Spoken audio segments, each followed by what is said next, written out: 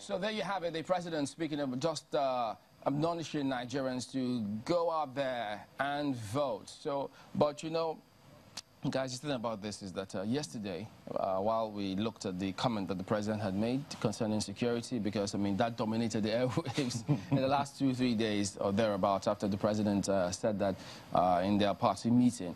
And then the security analyst, the former DSS operative, did say, well, he doesn't think it's out of place, or it will be out of place for us to get some sort of reassurance in terms of what was going to happen when we get out there to vote. I also know that INEC did make a statement about what was going to happen in terms of that security ring, how the army was going to be at the periphery, the police would lead the security operations on the elections day in layers, and so, but now the president's also making reference to that particular incident, because security in all of this is very key, since some people made a meal out of, there's no pun intended though, but yes, he did say, do not be afraid of rumors of violence and unrest, as security agencies have worked diligently to ensure that adequate security measures are put in place. So he also did say, yes, you will be able to go out there and vote in an atmosphere of openness, peace, devoid of fear from threat or intimidation. The IGP, guys, don't forget, also had that briefing after they had the FEC meeting, while they were briefing the president and I think some members of Security Council meeting about how they expect people to go out there and vote. They also did warn any proponents or advocates, all those who were sympathetic to political thuggery, that no such thing will be allowed. So the president underscoring that this morning on the eve of the elections. I think that the president coming out to make these statements really douses all those tensions that we've seen with regards to security, especially when we had that declaration or those submissions from the strongman from Kaduna, the governor himself, when he said that, those comments you remember.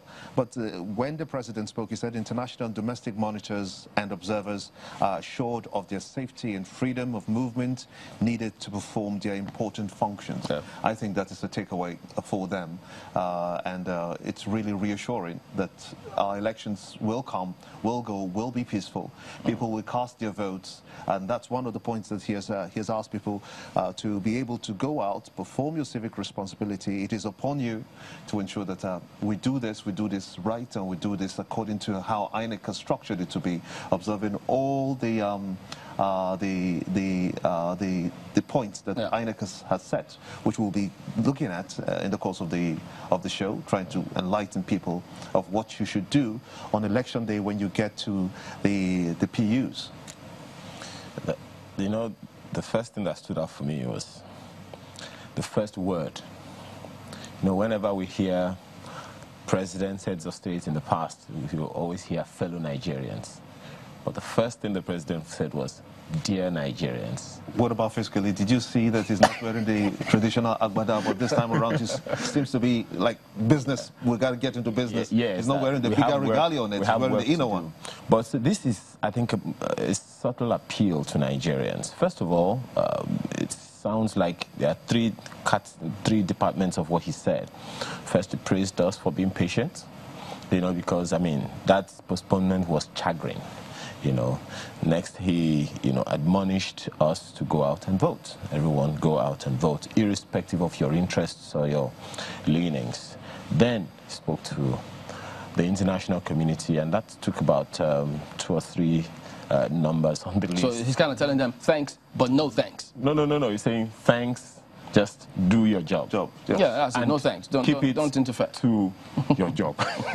Your important function. Yeah, do your important. That's what he function. said. Important. And then, you know, that's in diplomatic language. That's quite instructive, because election observers, not monitors. So do your important function. Keep it at that. Yes, so bottom line, you get to see what you may also take away, in addition to all other things that the president did say just this morning. It's election, not war.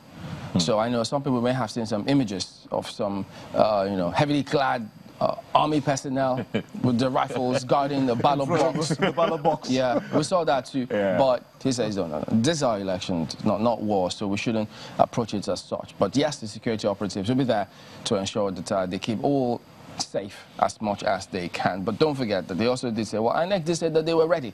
INEC had these daily briefings from not long ago when, after that rescheduling of the elections up until yesterday, telling us how ready they are. Let's bring you now some of what was said in one of those broadcasts by INEC. On course. There is no state that has not commenced deployment to the local government areas. In fact, 19 states have fully deployed. By the end of the day, all states and FCT would have deployed except Bayelsa State, which is moving direct from our state office in Yenagoa to the registration area centers tomorrow. So there you go, the chairman of INEC, Professor Mahmood Yakubu, speaking about the readiness of the commission. There's a lot to unpack in not just that one, but even previous ones, the briefings that INEC has done. But guys, it's going to be very interesting how all of this eventually plays out. It's the eve of the elections, and as the verdict continues this morning, we also like to remind you that yes, you can be a part of this. Don't forget, you can hashtag the verdict. That's for a start. You can also hashtag 2019 elections. That's the Twitter handle, Channels TV. Then you could see the Instagram as well. Just keep your responses coming through. There's several others. Yes, we did ask you that send us images of your permanent voter cards. If you're ready for it, if you picked it up, we've since seen the images, the figures released by INEC concerning the total number of permanent voter cards collected, and they look quite interesting. They are indeed. It's a stark departure from what we had in 2015, and it's an encouragement for me to see that the figures that INEC has come up with this time around, it's just so heartwarming. But the key will be, for those who have their PVCs, it's on to you to come out tomorrow to exercise your civic responsibility. Kasina said a 98% collection rate.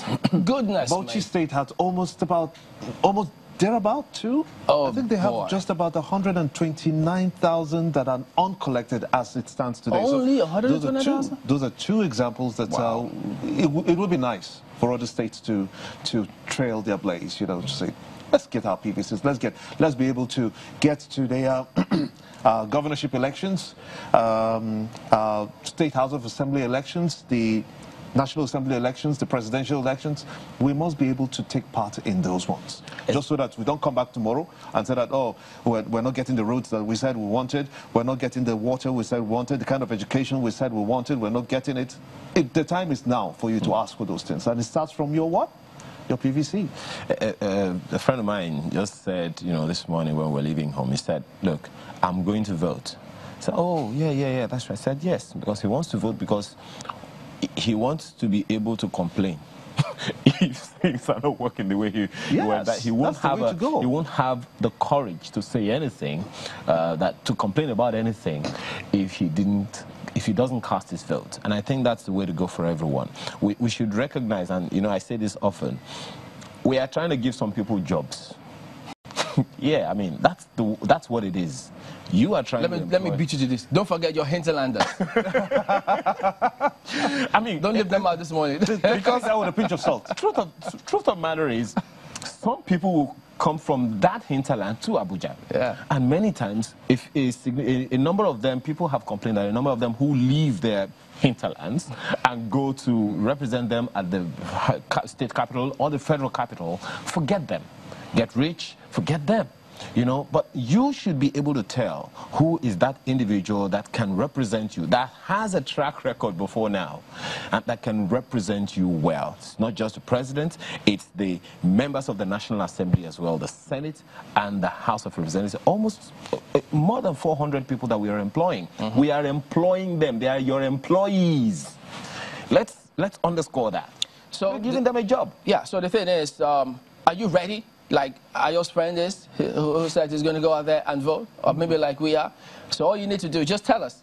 Don't forget, take a picture, show us if you've picked up your permanent voter cards. Let's see, just give that message. Send them word out that you are ready. It's election eve.